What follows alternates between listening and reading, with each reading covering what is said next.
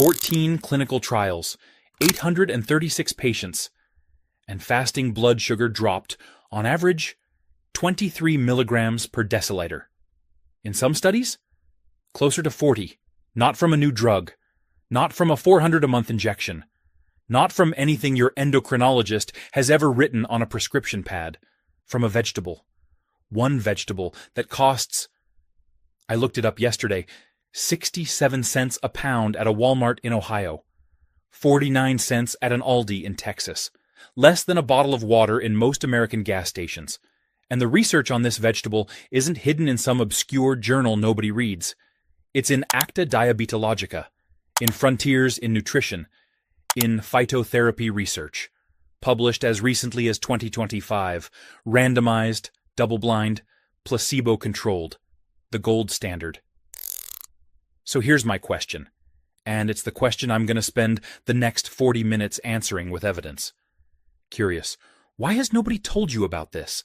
Why has your endocrinologist, who sees you every 3 months, who adjusts your metformin, who checks your A1C, who knows insulin resistance is destroying your body from the inside out, never once said the word I'm about to say? And the answer, look, I wish it were complicated. I wish there was some scientific debate, some legitimate reason. There isn't. The reason is simple. And it's the same reason it always is. You can't patent a vegetable. Let me tell you who this video is for. Because it's not for everyone. It's for the person who's been on metformin for 3 years, 5 years, 10 years, and their A1C is still creeping up. Their doctor keeps adding medications. First metformin, then a sulfonylurea, then maybe an SGLT2 inhibitor. Maybe now they're talking about GLP-1 agonists at $100 and $300 a month. Each drug addresses one piece of the puzzle, but the puzzle keeps getting bigger. It's for the person who checks their fasting glucose every morning and sees a number they don't understand. They ate right yesterday. They walked after dinner. They avoided the bread. And still, the morning number is 140, 150, 160, and nobody can explain why. It's for the person who asked their doctor, maybe more than once, "Is there anything I can do with food to actually fix this?" And the doctor said, "Eat more vegetables," without naming a single one that has been clinically proven to improve insulin resistance in randomized human trials. Today, I'm naming one, backed by 14 of those trials. And what I'm going to show you, it might change how you think about the produce aisle for the rest of your life. The vegetable is okra, and I know. Some of you just rolled your eyes. You're thinking, really? That slimy thing? That's the big reveal? Yeah, that's the big reveal. And the fact that you just dismissed it, the fact that your brain immediately categorized it as a throwaway side dish from your grandmother's kitchen. That reaction? That's not an accident. That's a century of nutritional science being relegated to the back of the room while pharmaceutical interventions get the stage, the microphone, and the spotlight. So let me reframe this for you. Because we're not talking about a side dish today. We're putting insulin resistance on trial. And okra is the key witness. Here's the charge. Insulin resistance, the metabolic condition that affects an estimated 40% of American adults and over 80% of type 2 diabetics, has been treated primarily with medications for the last 4 decades. Metformin, sulfonylureas, GLP-1 receptor agonists, thiazolidinediones, SGLT2 inhibitors. Each one costs between $30 and $1,300 a month. Each one has a side effect profile. Each one treats the downstream consequence of insulin resistance without reversing the upstream cause. Meanwhile, sitting in the produce aisle of every grocery store in America, for less than $1 a pound, is a vegetable that 14 randomized controlled trials say reverses insulin resistance through at least 4 independent mechanisms that no single pharmaceutical drug can match simultaneously. And nobody told you that's the charge. Now let me present the evidence. But first, I need to make sure you understand what insulin resistance actually is. Because most people, even most diabetics, have a vague understanding at best. And the vagueness is what allows the pharmaceutical industry to sell you solutions you don't fully understand. Insulin resistance is not diabetes. Not yet. It's the condition that precedes diabetes. And it's the condition that continues driving damage even after diabetes is diagnosed and treated. Here's what happens inside your body. You eat food, carbohydrates break down into glucose. Glucose enters your bloodstream. Your pancreas releases insulin. Insulin is a key. It fits into a lock, called an insulin receptor, on the surface of your muscle cells, your liver cells, your fat cells. When the key turns, the cell opens a door. Glucose enters, blood sugar drops, system works. Now imagine that lock starts rusting, corroding, stiffening. The key still fits, but it has to turn harder. Your pancreas compensates by making more keys, more insulin. For a while, it works. Blood sugar stays normal. Your doctor says you're fine, but behind the scenes, your pancreas is exhausting itself, producing 2 times, 3 times, eventually 5 times the normal amount of insulin just to keep the door open. That's insulin resistance. The locks are broken. The key factory is burning out. And your blood sugar, the number your doctor checks, looks normal right up until the moment it doesn't. And here's the kicker. While all of this is happening silently, while your pancreas is working overtime and your insulin levels are sky high, that excess insulin is doing its own damage. It's promoting inflammation, raising blood pressure, increasing fat storage around your liver and organs, accelerating atherosclerosis, the clogging of your arteries, feeding cancer cell growth. Insulin resistance isn't just a blood sugar problem. It's a whole-body metabolic crisis hiding behind a normal-looking glucose number. And the standard treatment? Metformin, which primarily works by reducing how much glucose your liver releases. It doesn't repair the locks. It doesn't reduce the insulin overproduction. It manages one downstream consequence, while the upstream machinery continues to break down. That's why Okra's 4 mechanisms matter, because unlike any single pharmaceutical, it addresses the problem at 4 different levels simultaneously. It slows glucose entry. It blocks the enzymes that accelerate sugar breakdown. It supports the repair of the beta cells producing insulin. And it reduces the inflammatory environment that's corroding the locks in the first place. No drug does all 4. Okra does all 4. And it costs less than the gas to drive to the pharmacy. Let's start with what we know. Not what we think. Not what somebody said in a Facebook group. What we know from published, peer-reviewed, randomized, double-blind, placebo-controlled clinical trials. Because I don't bring you opinions on this channel. I bring you evidence. And then I let you make the decision. The largest and most recent meta-analysis was published in Experimental Physiology in 2025.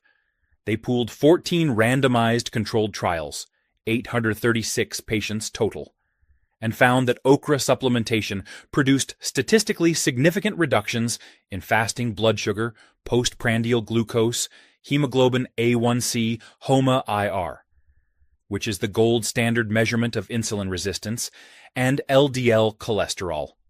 Let me break those numbers down, because this is where it gets... Honestly, it's hard to believe until you see the data. Fasting blood sugar dropped by an average of 23.66 milligrams per deciliter. That's not trivial. For reference, metformin, the first-line medication prescribed to virtually every type 2 diabetic in America, typically reduces fasting blood sugar by 25 to 30 milligrams per deciliter. Okra delivered roughly 80% of metformin's effect. From a vegetable. Postprandial glucose, that's your blood sugar after a meal, the spike that does the real damage, dropped by 22.39 milligrams per deciliter. That spike is what scratches your blood vessel walls. That spike is what feeds the age formation pathway I've talked about in other videos, and okra blunted it by over 20 points. A1C dropped by 0.30%. Now, on its own, that sounds small. But here's context that changes everything.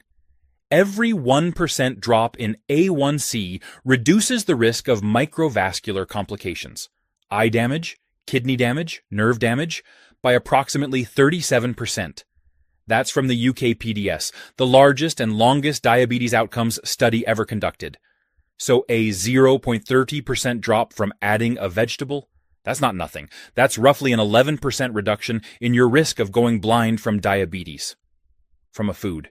A separate 2023 double-blind trial out of Iran, published in Acta Diabetologica, tested this more aggressively. 100 patients, type 2 diabetics, randomized to either 3,000 milligrams of powdered okra daily or placebo. Both groups continued their standard medications, metformin and gliclazide. Both groups followed the same nutritional regimen. After 3 months, the okra group showed significant decreases in fasting blood sugar, A1C, total cholesterol, triglycerides, and C-reactive protein. That's a marker of systemic inflammation. The control group? No meaningful change in any of those markers. And here's the detail that jumped off the page for me. The C-reactive protein drop. Because CRP isn't just a number. Elevated CRP in a diabetic patient means your body is in a state of chronic, low-grade inflammation. That inflammation is actively worsening your insulin resistance. It's accelerating the damage to your blood vessels. It's feeding the fire. And okra reduced it measurably in a controlled trial, on top of medication that was already being taken. Another trial, published in Phytotherapy Research in 2022, took 60 type 2 diabetics and randomized them to okra extract or placebo for 8 weeks. This study found significant reductions in fasting blood sugar and improvements in insulin sensitivity as measured by HOMA-IR. Let me explain HOMA-IR for a moment, because it's the number that matters most for this conversation. Your doctor probably checks your fasting glucose and your A1C. Those are important. But HOMA-IR measures something deeper. It calculates how resistant your cells are to insulin. You can have a decent fasting glucose and a reasonable A1C, and still have terrible insulin resistance. That means your pancreas is working overtime to keep those numbers looking acceptable. It's compensating, masking. Eventually, it can't compensate anymore, and that's when the numbers collapse. HOMA-IR catches the problem before the collapse, and in the 2025 meta-analysis, HOMA-IR dropped by 0.59 units in the okra group. That's a statistically significant improvement in the fundamental metabolic dysfunction driving type 2 diabetes. Now here's what I keep coming back to. Every single one of these trials reported that okra was safe. No adverse effects on liver function. No adverse effects on kidney function. No adverse effects on blood pressure. No adverse effects at all. Compare that to the side effect profile of, well, any diabetes medication you care to name. All right, the numbers are convincing. But I'm a physician. And numbers without mechanism are just correlation. I need to understand why something works before I'll talk about it on this channel. So let me walk you through the 4 ways okra reverses insulin resistance. Because this isn't one trick, it's 4 simultaneous interventions happening from a single food. And that's actually what makes it more interesting than most pharmaceuticals, because most drugs hit one target. Okra hits 4. Mechanism 1. The glucose absorption brake. When you eat okra, you're consuming one of the most mucilaginous vegetables on the planet. That slime? The stuff that makes some people wrinkle their nose and say, "I can't eat that"? That's the medicine, and I need to address this directly, because the number one reason people reject okra is texture, not taste. Texture. The slippery, viscous quality that makes it unlike any other vegetable in your produce aisle. That viscosity is the active ingredient. You're literally looking at the therapeutic compound and going, "No thanks." Let me explain what that slime actually is and what it does inside your body. Because once you understand the mechanism, I think you'll never look at okra the same way again. Okra's mucilage is composed primarily of a polysaccharide called rhamnogalacturonin. It belongs to a class of compounds called pectins. But calling it fiber is like calling a race car a vehicle. Technically accurate, practically misleading. This is not the bran in your cereal. This is a sophisticated gel-forming polysaccharide matrix. When this mucilage reaches your small intestine, it does something remarkable. It forms a viscous gel layer along the intestinal wall, a physical barrier, not chemical. Physical, and that barrier slows the rate at which glucose molecules can cross the intestinal lining into your bloodstream. Let me give you the visual. Imagine your intestinal wall is a chain-link fence. Normally, glucose molecules walk right through the gaps. They cross from the intestine into the blood in minutes. That's why blood sugar spikes happen so fast after a meal. The fence has no defense. Now imagine you draped that fence with a thick wet blanket. The molecules can still get through, but they have to push through the blanket first. They arrive slower, in smaller batches, over a longer period of time. That's what okra mucilage does to your intestinal wall. The result? Instead of a blood sugar spike that looks like a cliff, straight up, straight down, insulin scrambling desperately to catch up, you get a gentle wave, gradual rise, gradual fall. Your pancreas can handle a gentle wave. It was designed for gentle waves. It cannot handle cliffs, not at 65, not with beta cells that are already compromised, not after years of being overworked by insulin resistance. And here's something most people don't think about. The steepness of the spike matters as much as the height. 2 meals can produce the same peak glucose, say 180 milligrams per deciliter. But if one gets there in 20 minutes and the other gets there in 60 minutes, the metabolic damage is radically different. The fast spike causes more oxidative stress, more age formation, more endothelial damage, more insulin overproduction. Okra doesn't necessarily lower the peak. It spreads it out. It turns a cliff into a slope. And that matters enormously for the long-term health of your blood vessels, your nerves, and your organs. This mechanism alone, just the mucilage, just the glucose absorption brake, reduces postprandial glucose by 15 to 22 milligrams per deciliter based on the clinical data. And it works with every single meal where okra is present. Mechanism: the alpha-glucosidase blocker. Here's where it gets interesting. Because this mechanism, there's already a prescription drug that does the same thing. It's called acarbose, brand name Precose. Costs about $90 a month. Okra contains compounds, primarily isoquercitrin and quercetin 3-O-gentiobioside, that inhibit alpha-glucosidase. That's an enzyme in your gut lining that breaks complex carbohydrates down into simple sugars for absorption. When you inhibit this enzyme, the carbohydrates you eat get broken down slower. The sugar molecules are released more gradually. The blood sugar spike is flattened. Acarbose does this with one compound targeting one enzyme, and it causes bloating, gas, and diarrhea in roughly 30% of patients. Okra does it naturally, with multiple compounds working in concert. And the clinical trials report 0 gastrointestinal side effects at the doses tested. Now, I am not saying okra is equivalent to acarbose. The potency is different, the clinical context is different, but the mechanism is the same. And the fact that a vegetable activates the same enzymatic pathway as a prescription drug, and does it without the side effects, that should at minimum be part of the conversation. And it's not. Mechanism 3. The beta cell regenerator. This is the one that stopped me, because mechanisms 1 and 2 are about slowing glucose absorption. That's defense. That's building a wall. Mechanism 3 is about rebuilding the factory. Okra polysaccharides have been shown, in both animal models and preliminary human data, to stimulate the regeneration of pancreatic beta cells. Those are the cells that produce insulin, the cells that type 2 diabetes slowly destroys over years and decades. The mechanism involves upregulation of a pathway called PPAR-gamma, peroxisome proliferator activated receptor gamma. This is a transcription factor, a master switch. When it's activated, it does 2 things simultaneously. It improves insulin sensitivity in your peripheral tissues.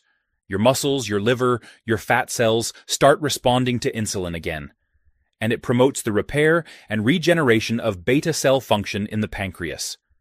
Now there's a drug that targets PPAR gamma.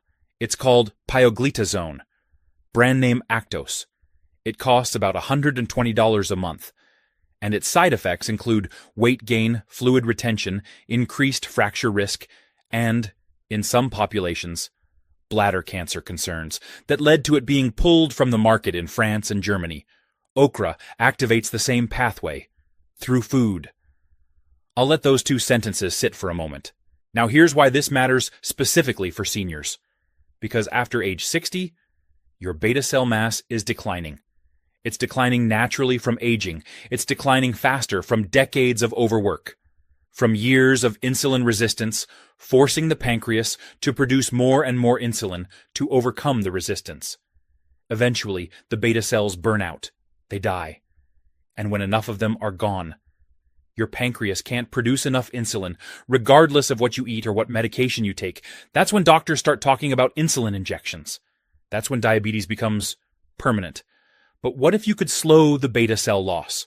What if you could support the regeneration of functional beta cell tissue?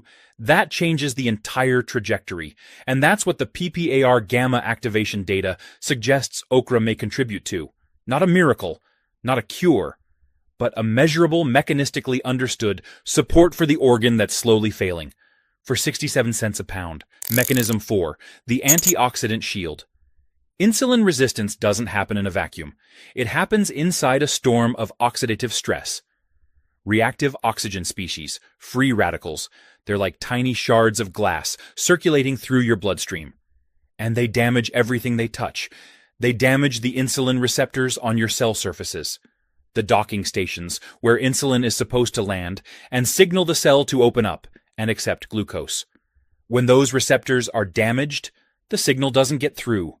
The cell ignores the insulin. That's insulin resistance at the molecular level. They damage the beta cells in your pancreas.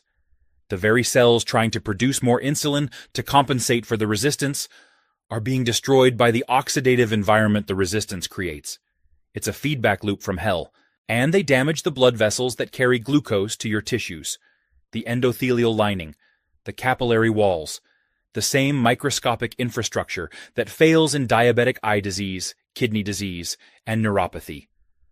Oxidative stress doesn't cause insulin resistance by itself, but it accelerates it, it amplifies it, it makes every other problem measurably worse. Okra is remarkably rich in antioxidant compounds, flavonoids, quercetin, one of the most studied natural antioxidants in existence, polyphenols, vitamins A and C, and a compound called protocatechuic acid that has been specifically shown in diabetic tissue models to reduce inflammatory cytokines, TNF-alpha, interleukin-6. These are the chemical messengers that tell your immune system to stay in a perpetual state of low-grade inflammation.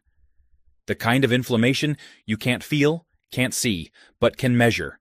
The 2023 double-blind trial measured CRP, C-reactive protein, a standard clinical marker of systemic inflammation, and found it significantly lower in the okra group compared to placebo after 12 weeks.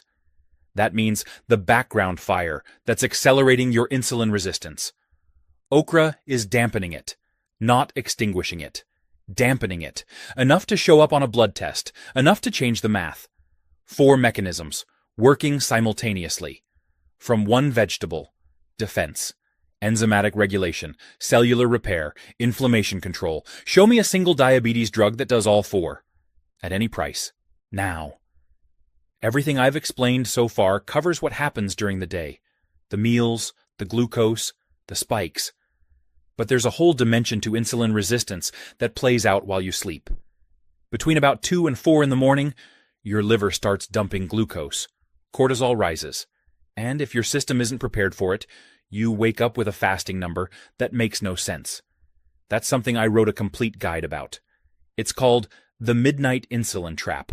I'll leave the link in the description, but let's keep going, because the next part is where this story takes a turn.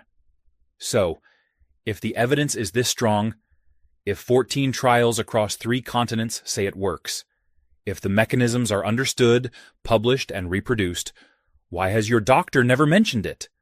And I want to be fair here, because the answer has layers. Layer 1 is economic. I already said it, but it bears repeating, because it's the foundation of everything. There is no pharmaceutical company that can profit from okra.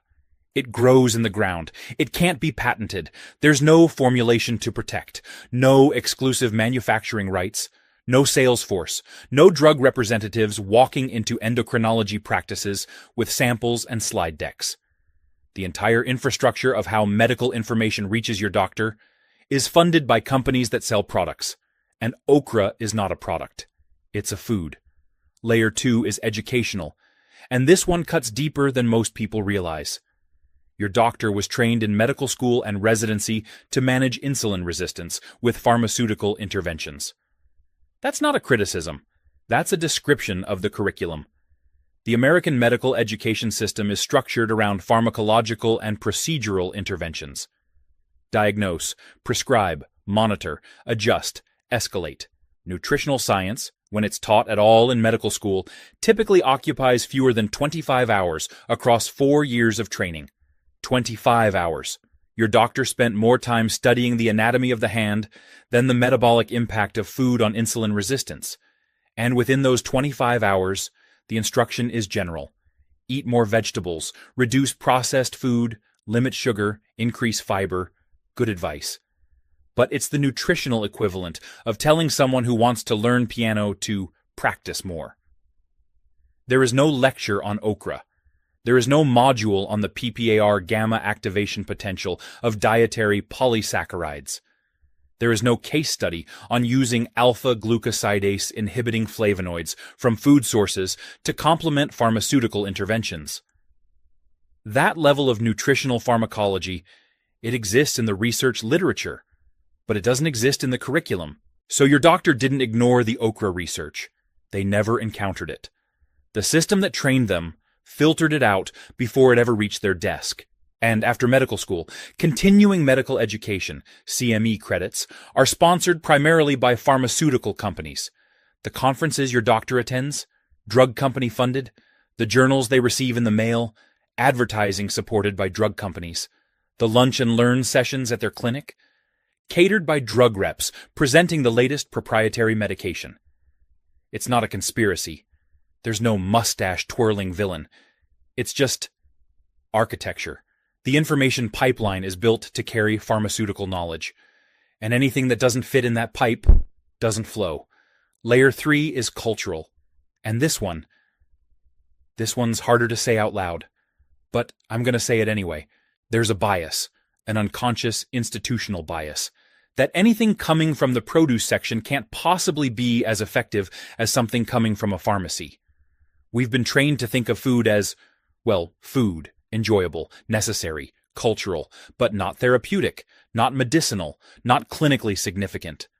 And that bias has cost millions of people the chance to add a 67-cent per pound vegetable to their plate, alongside their medication, and see measurably better results. That's not conspiracy. It's infrastructure, it's incentive, it's inertia, and breaking through it requires you to bring the evidence to your doctor yourself, which is exactly what I'm going to help you do. But before we get to the protocol, let me put some numbers on the table, because I think this drives the point home harder than anything else I've said today. The global diabetes drug market is worth $67 billion annually. $67 billion, the top-selling diabetes medication in America, semaglutide, sold as Ozempic, costs approximately $1,349 a month out of pocket, per patient, per month. Okra costs 67 cents a pound, a 3-month supply of okra powder capsules at the dose used in the clinical trials, about $36. The same 3 months of semaglutide, $4,047. Both of them lower blood sugar. Both of them improve metabolic markers. One of them has a multi-billion-dollar marketing apparatus behind it. The other grows in a garden. Now, I'm not saying they're equivalent. They're not. Semaglutide works through a different mechanism: GLP-1 receptor activation, appetite suppression, gastric emptying delay. It has stronger effects on weight loss. It has stronger effects on cardiovascular outcomes in high-risk populations. I respect the science behind it. But the question I keep asking, the question nobody in the medical establishment seems to want to engage with, is why okra isn't even part of the conversation, why it's not mentioned as an adjunct. Why 14 RCTs get zero airtime while one GLP-1 agonist gets a Super Bowl commercial. The answer isn't science. The answer is money. And you deserve to know both options exist. And this connects to something I think about a lot. Because insulin resistance doesn't clock out at bedtime. It gets worse while you sleep. The overnight liver glucose dump, the cortisol surge, the dawn phenomenon, they're all amplified when your cells aren't responding to insulin properly. And that's the part most doctors don't have time to walk you through in a 15-minute appointment. It's why I created the Midnight Insulin Trap. It covers exactly what happens to insulin resistance after you fall asleep and how to build a nighttime protocol that works with your body instead of against it. Links in the description. Now, let me show you exactly how to use okra. All right. Here's where we move from evidence to action. Because knowing that okra works is useless if you don't know how to use it. And the how matters more than most people realize. Method 1. Okra water. The simplest entry point. Take 2 to 3 fresh okra pods.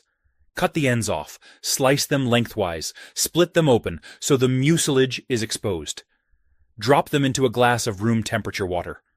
Let it sit overnight, 8 to 12 hours. In the morning, drink the water.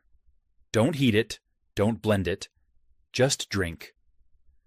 The mucilage and water-soluble polyphenols leach into the water overnight.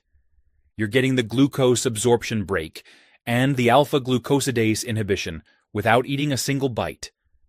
Drink this 20 to 30 minutes before breakfast, on an empty stomach, every morning, now. This is the mildest form of okra supplementation. It's where I'd start if you've never eaten okra before, if the texture bothers you, if you want the benefit without the chew. The clinical trials used higher doses. Typically 1,000 to 3,000 milligrams of dried okra powder in capsule form. Okra water delivers a lower dose than that. But it's free, it's available, and it's a starting point. Method 2. Cooked okra before or with meals. This is the traditional approach. Sliced okra, sautéed in olive oil or avocado oil, with garlic and a pinch of turmeric. Eat it at the start of your meal, before the carbohydrate hits your system. The timing matters. If you eat okra after the carbs, the mucilage is chasing glucose that's already being absorbed. If you eat it before or alongside the carbs, the gel has time to form in your intestine before the glucose arrives. Think of it as laying the sponge down before you pour the water. A reasonable serving is about 100 grams, roughly 6 to 8 medium pods. That's consistent with the amounts used in the clinical studies that showed the strongest effects. And here's something most Americans don't know. Okra doesn't have to be slimy. The slime is water-soluble mucilage. If you sauté it in oil at medium-high heat, the mucilage cooks off. The texture becomes crisp, almost like a green bean. But, and this is important, the dry heat methods that reduce sliminess also reduce some of the mucilage content. You're trading palatability for potency. If you want the maximum blood sugar benefit, embrace the slime. Boiled or steamed okra retains more of the active polysaccharides. Or, use okra water in the morning for the polyphenols, and cooked okra at dinner for the fiber content. Double exposure, different mechanisms emphasized at different meals. Method 3. Okra powder, the clinical trial approach. This is what the studies used. Dried okra pods, ground into a fine powder and encapsulated. You can buy this commercially, typically labeled as okra extract or okra supplement.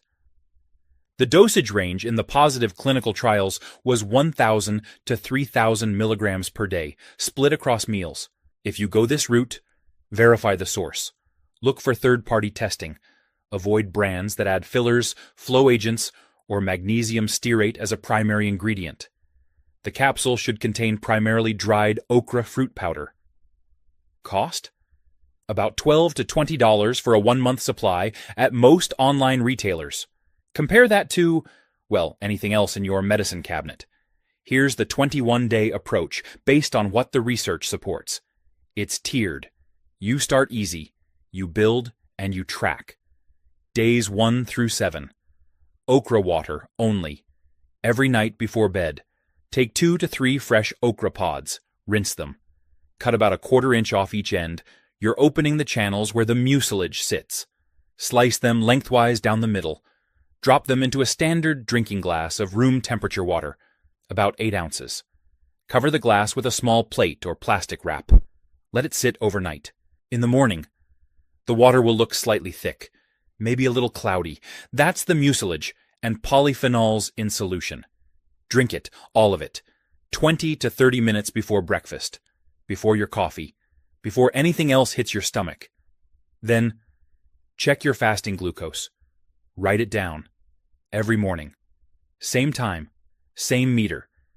Because you need a baseline week of data to compare against.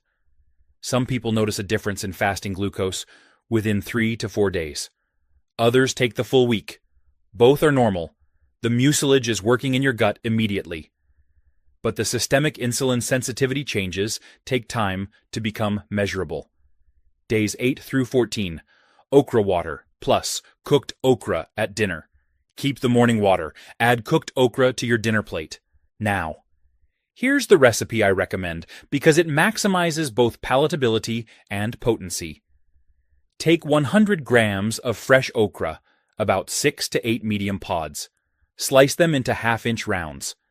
Heat a tablespoon of extra virgin olive oil in a skillet over medium heat. Not high heat. Medium. Add the okra slices. Sauté for 3 to 4 minutes. They'll release some mucilage. That's fine. Don't fight it. Add a clove of minced garlic and a 1/4 teaspoon of turmeric. The turmeric adds its own anti-inflammatory benefit. Curcumin synergizes with quercetin. Toss for another minute. Season with a pinch of black pepper. This increases curcumin absorption by 2,000%. That's not a typo. Eat this before you eat your main carbohydrate source. Before the rice. Before the potato. Before the bread. The mucilage needs to be in your intestine first, so it can form the gel that slows glucose absorption. During this week, start checking your 2-hour postprandial glucose. That's your blood sugar 2 hours after the first bite of dinner. Write it down alongside your morning fasting number. You're building a picture. Days 15 through 21. Full protocol. Water plus, dinner plus powder. If you want the clinical trial level effect, add okra powder capsules during this week. 1,000 milligrams with breakfast. 1,000 milligrams with dinner. That matches the lower range of what the positive clinical trials used. By day 21, you'll have 3 weeks of glucose data. Morning fasting, post-dinner, you'll see the trend. If your fasting glucose has dropped by 10 or more milligrams per deciliter consistently, that's a clinically meaningful response. If your postprandial numbers are 15 to 20 points lower, that's your intestinal mucilage working. And if you have a doctor's appointment in the next few months, ask for a full metabolic panel including HOMA-IR. Show them your 3-week glucose log. Show them the before and after. Let the numbers do the talking. And let me add one thing about the conversation with your doctor, because I know some of you are already imagining how this goes. You walk in. You say, "I've been eating okra." And your doctor looks at you like you just told them you're treating your diabetes with crystals. I get it. That happens. So here's what you do. You don't say, "I saw a YouTube video about okra." You say, "I've been reviewing recent meta-analyses on Abelmoschus esculentus and its effect on HOMA-IR and HbA1c in type 2 diabetics. There were 14 RCTs. I'd like to add it as a dietary adjunct and track my metabolic response over 90 days. That's a different conversation. That's a patient who did their homework. And most doctors, the good ones, will respect that. They might even be curious. If they're not curious, if they dismiss 14 randomized controlled trials because the intervention is a vegetable and not a pill, that tells you something about their framework, not about the evidence. 3 warnings, and please, take these seriously. Number 1. Okra can interact with metformin's absorption timing. Both okra mucilage and metformin work in the gut. If you take metformin immediately after consuming okra or okra water, the mucilage gel can slow metformin absorption. That doesn't reduce its total effect. You still absorb the full dose eventually, but it can delay the peak. For most people that's irrelevant, but if you're on a tightly timed insulin regimen, the delay could cause a mismatch between your medication peak and your meal peak. The simple fix: take your metformin 30 minutes before or 2 hours after your okra water. Separate them. Let each one do its job without competing for gut absorption space. Number 2, if you're on blood sugar medication that can cause hypoglycemia, sulfonylureas like glipizide or glyburide, adding okra on top of that medication requires monitoring, because you're now lowering blood sugar from 2 directions. The medication is forcing insulin secretion. The okra is reducing glucose absorption and improving insulin sensitivity. Together, they can drop your blood sugar lower than either one alone. This is not a reason to avoid okra. It's a reason to monitor. Check your glucose more frequently during the first 2 weeks. If you start seeing readings below 70, contact your prescribing physician. You may need a medication dose reduction. That's actually a good problem to have. It means the intervention is working. Number 3, do not use okra as a reason to abandon glycemic discipline. I've seen it happen. Someone hears, "This vegetable reverses insulin resistance," and their brain translates that to, "I can eat whatever I want if I drink okra water." No, absolutely not. Okra works best on top of a controlled carbohydrate diet. The clinical trials added okra to patients who were already following dietary protocols and taking medication. They didn't replace anything. They added a tool. Your foundation is still portion-controlled meals, still carbohydrate awareness, still regular movement. Okra is the reinforcement, not the excuse. Now, one more thing. Everything I showed you today, the evidence, the mechanisms, the protocol, it covers the daytime, the meals, the glucose response. But here's what most people don't realize. Insulin resistance doesn't pause at night. It intensifies. Between 2 and 4 in the morning, your liver releases glucose, your cortisol rises, your cells become even more resistant to insulin than they are during the day. And that overnight window is where most of the silent damage happens. The blood vessel erosion, the nerve degradation, the organ strain. That's exactly what the midnight insulin trap was written for. It walks you through what changes in your body after 60, why your morning numbers are high even when dinner was perfect, and gives you a 7-day nighttime protocol you can start tonight. The link is below this video. I think it answers the questions your doctor runs out of time to explain. I'm going to ask you something, and I want an honest answer. Drop a comment below. Tell me, has any doctor in your entire life ever mentioned okra in the context of managing your blood sugar? Any endocrinologist, any primary care physician, any nutritionist, any specialist of any kind? I want to see the comments, because I already know the answer, and I think seeing a wall of no underneath this video is going to say more about the state of diabetes care in America than anything I could explain in 40 minutes. 14 randomized, controlled trials, published in mainstream journals, accessible to every physician with a PubMed account, and not a single one of your doctors brought it up. Now, if this reached you today, and it meant something to you, then I need you to do one thing. Send it to one person, just one. Someone in your life who's managing blood sugar, someone who's frustrated, someone who's tired of adding medications, without anyone explaining why the problem isn't getting better. Because here's the truth about channels like this. We don't have a marketing department. We don't have drug reps. We don't have